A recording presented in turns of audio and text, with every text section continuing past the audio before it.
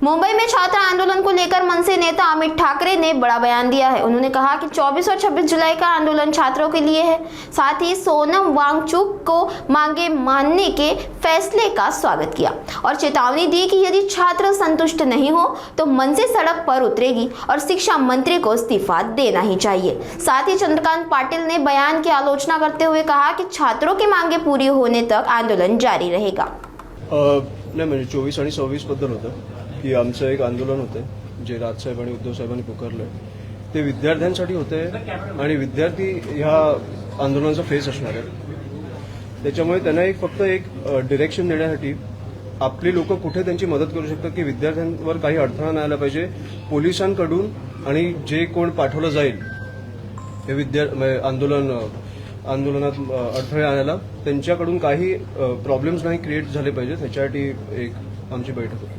सोनम वांगचुक यांनी आता उपोषण संपवलंय या सगळ्याबद्दल तुम्ही पण पाहिलं असेल। अभिजित तितके असं म्हणतात जोपर्यंत राजीनामा होत नाही तोपर्यंत आम्ही काही मागे हटणार नाही। तुमची पण मागणी दोन्ही गोष्टींची होती, तुम्ही काय सांगाल याबद्दल? हे बघा, पहिली गोष्ट तर अभिनंदन अख्ख्या देशाचं की 3 मागण्या मान्य केल्या। ह्या जर आधी केल्या असत्या तर ह्या सगळ्याची गरजच नसती पडली।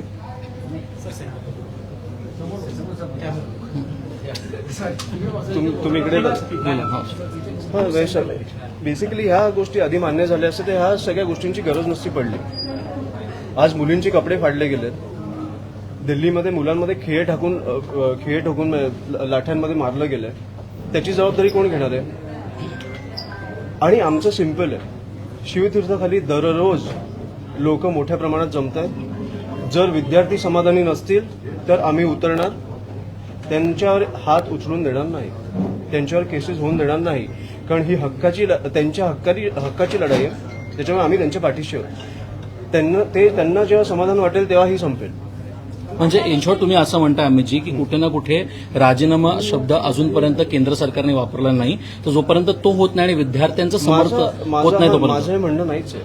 प्रधानांनी राजीनामा दिला पाहिजे म्हणजे पाहिजे, पण जोपर्यंत विद्यार्थी आमच्या समोर रस्त्यावर उतरतात हे देश पेटताना आपल्याला खूप कमी वेळेला बघायला मिळतं।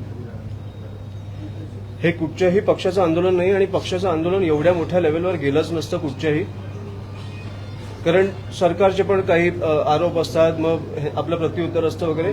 हे लोक उतरलेत आणि कुठेतरी सरकार बॅकफुटवर गेलंय। त्याच्यामुळे मला खूप अभिमान आहे आपल्या देशाचा की कुठेतरी आपला देश जागरूक आहे। पालक असतील, विद्यार्थी असतील, विद्यार्थिनी असतील, सगळे उतरलेत। जोपर्यंत तुम्ही रस्त्यावर आहात तोपर्यंत आम्ही रस्त्यावर आहोत। कुठे सकारात्मक वाटतायत का? म्हणजे लवकरच ही मागणी मान्य होईल, राजीनामा होईल असं वाटतंय का? आज कोणतरी ते चंद्रकांत पाटील बोलले ना, आंबे चोरी करायला काय फाशी मिळते का? 20 मुला-मुलींनी सुसाईड केलंय, तुम्ही ते सुसाईड आंबे चोरी करण्याशी कम्पेअर करताय। मी आता ते काय बोलतायत ना तुमच्यासमोर ते पण त्यांना कळत नाहीये, कुठेतरी भरकटलेत। अनेक प्रवक्त्यांचे मी व्हिडिओज बघितले, भाजपचे खूप असे नम्र झाले जे दररोज किंचाळायचे, शिव्या घालायचे। त्याच्यामुळे आता त्यांना पण कळायला लागलं की आता देश पेटलाय, कुठचाही पक्ष नाही पेटलाय। मुख्यमंत्री म्हणतात वापर करून राजकीय पोळी भाजण्याचा प्रयत्न सुरू आहे। म्हणून आम्ही बोलतोय की मुख्यमंत्री आहात ना तुम्ही, विद्यार्थ्यांना बोलवून घ्या आणि चर्चा करा, त्यांना काय पाहिजे विचारा।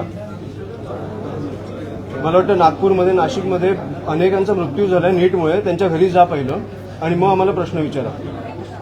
तुम्ही तुमचं काम नीट केलं असतं तर आम्हाला उतरायची गरज नसती पडली।